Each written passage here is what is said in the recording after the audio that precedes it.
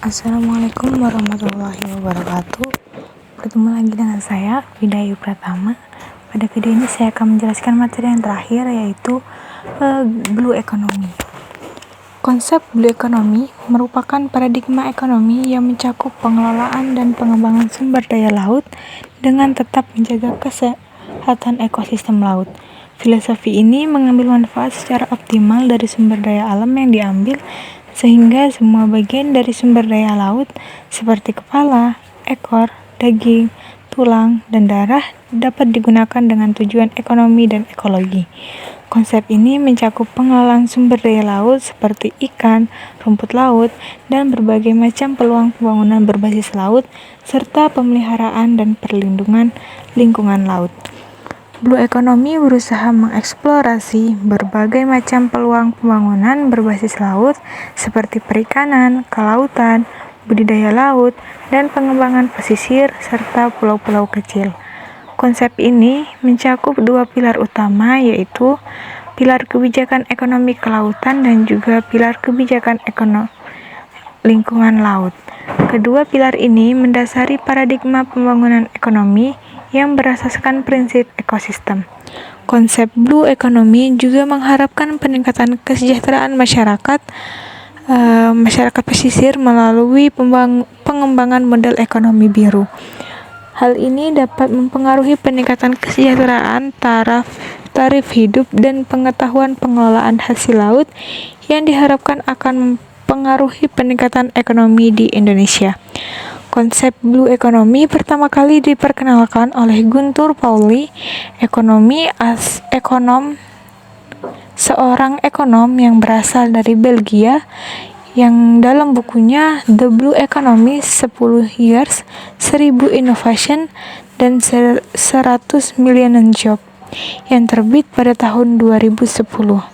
Pauli menyarankan perubahan proses industri untuk membatasi persoalan lingkungan dengan menggeser sumber daya energi yang langka dan berbiaya tinggi ke teknologi yang lebih sederhana dan bersih. Bank Dunia mendefinisikan ekonomi biru sebagai pemanfaatan sumber daya laut yang berwawasan lingkungan untuk mendukung pertumbuhan ekonomi, kesejahteraan, dan mata pencaharian sekaligus pelestarian ekosistem laut. Konsep Blue Economy telah diperkenalkan sebagai strategi pengembangan ekonomi yang maritim di Indonesia sejak tahun 2017.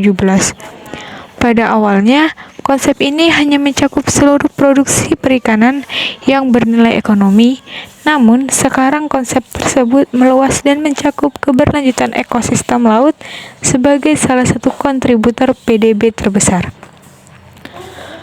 Konsep ini mencakup dua pilar utama, yaitu pilar kebijakan ekonomi kelautan dan pilar kebijakan ekonomi lingkungan laut. Konsep Blue Economy juga mencakup pengembangan model ekonomi biru yang menjadi salah satu strategi utama dalam peningkatan ekonomi di Indonesia.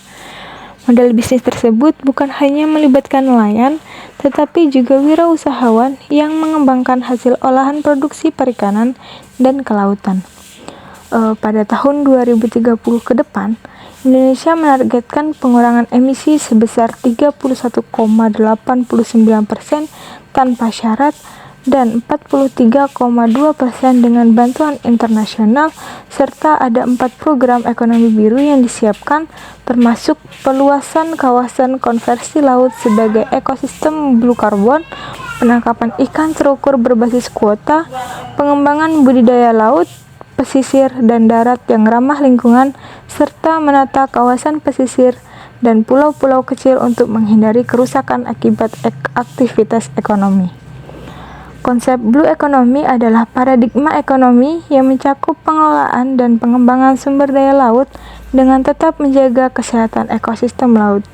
Filosofi ini mencakup pengelolaan sumber daya laut seperti ikan, rumput laut, dan berbagai macam pembangunan berbasis laut, serta pemeliharaan dan perlindungan lingkungan laut.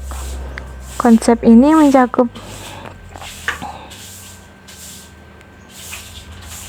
Konsep Blue Economy mencakup berbagai indikator yang berhubungan dengan pengelolaan dan pengembangan sumber daya laut, serta pemeliharaan dan perlindungan lingkungan laut.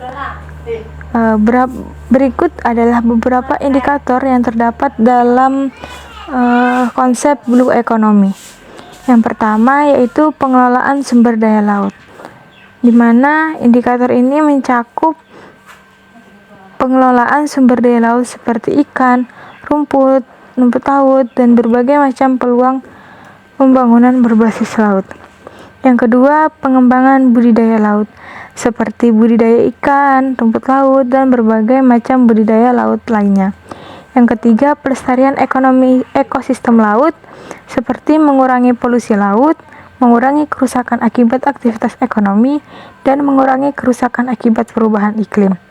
Yang selanjutnya, pengembangan pesisir dan pulau-pulau kecil, seperti pengembangan infrastruktur, pengembangan kawasan konversi laut, dan pengembangan kawasan pesisir serta pulau-pulau kecil untuk menghindari kerusakan akibat aktivitas ekonomi.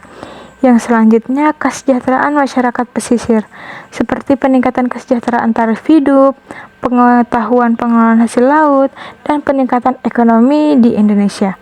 Yang selanjutnya, pengurangan emisi, seperti pengurangan emisi sebesar 31,89% tanpa syarat dan 43,2% dengan bantuan internasional pada tahun 2030 nanti.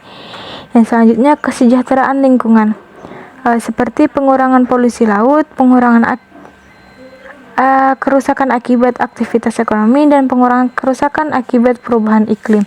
Yang selanjutnya, pengembangan industri berbasis laut, seperti perikanan, kelautan, budidaya laut, dan pengembangan pesisir, serta pulau-pulau kecil.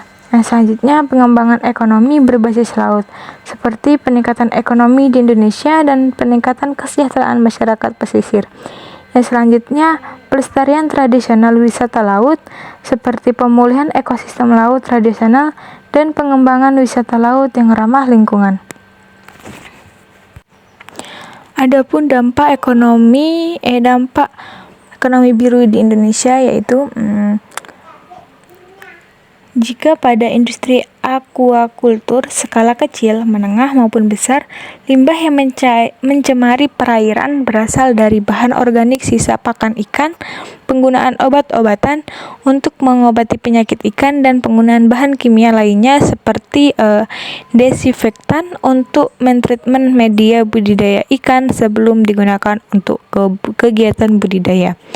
Untuk mengatasi hal ini, terdapat beberapa teknologi yang dikembangkan oleh kalangan akademisi dan peneliti, diantaranya yaitu penggunaan bahan alami atau bakteri probiotik untuk mengobati penyakit ikan dan treatment media budidaya, serta penerapan teknologi IMTA yang menjadikan sisa pakan ikan berada dalam kondisi zero waste. Jika pada industri penangkapan dan pengelolaan hasil perikanan, limbah dapat muncul akibat penggunaan bahan-bahan tambahan dalam meningkatkan nilai dari produk ikan. Segala limbah yang muncul baik dalam industri perikanan budidaya, perikanan tangkap, maupun pengelolaan selama ini kurang begitu diperhatikan oleh para pelaku usaha. Munculnya konsep Blue Economy yang dicanangkan oleh Kementerian Kelautan dan Perikanan merupakan salah satunya adalah untuk menegaskan dan mengingatkan kembali pentingnya pengelolaan limbah hasil dari kegiatan perikanan agar tidak mencemari lingkungan sehingga ekosistem lingkungan masih tetap terjaga. Selanjutnya, pada kegiatan budidaya ikan atau CBIB, cara budidaya ikan yang baik merupakan standar yang ditetapkan bagi para pembudidaya ikan untuk menjamin proses budidaya, kualitas ikan, hasil budidaya, dan output limbah dari kegiatan budidaya harus sesuai dengan standar yang ditetapkan. Secara internasional, untuk kegiatan budidaya ikan ada beberapa standar yang ditetapkan oleh lembaga sertifikasi internasional seperti lembaga sertifikasi yang mana standar yang ditetapkan oleh lembaga ini harus dipenuhi apabila ikan hasil budidaya akan dibeli oleh konsumen tujuan. Salah satu poin penting yang harus dipenuhi adalah keluaran limbah dari kegiatan harus tidak mencemari lingkungan dan merubah serta merusak ekosistem alam. Hal ini harus relevan dengan konsepsi blue economy yang dicanangkan oleh pemerintah. Baik, mungkin hanya itu yang dapat saya jelaskan tentang materi Millennium Development Goals, Sustainable Development Goals, Green Economy, dan juga Blue Economy. Mungkin masih banyak terdapat kesalahan yang ataupun kurang jelasnya pembacaan materi atau pemaparan materi yang saya berikan. Saya mohon maaf. Saya menerima masukan dari para penonton atau para pendengar yang telah mendengarkan video ini. Saya akhiri, wabillahi taufiq wal hidayah. Wassalamualaikum warahmatullahi wabarakatuh. Sampai jumpa di channel berikutnya.